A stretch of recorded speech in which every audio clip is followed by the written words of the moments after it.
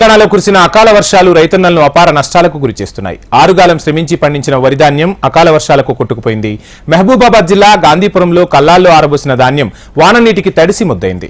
20 రోజులుగా ధాన్యాన్ని కొనుగోలు కేంద్రాల్లోనే ఉంచినా రైతులకు కన్నీరే మిగిలింది. వరిధాన్య రాశులపై టార్పలిన్లు, కవర్లు కప్పినా నీరు చేరిందని రైతులు ఆవేదన వ్యక్తం చేస్తున్నారు. ఓవైపు నిర్వాహకులు తేమ పేరుతో జాప్యం చేస్తుండడం, ఇంతలోనే ఈ వానలు రైతులను కలవరానికి గురి చేస్తున్నాయి. తడిసిన ధాన్యాన్ని కూడా కొనుగోలు చేయాలని ప్రభుత్వాన్ని కోరుతున్నారు రైతన్నలు.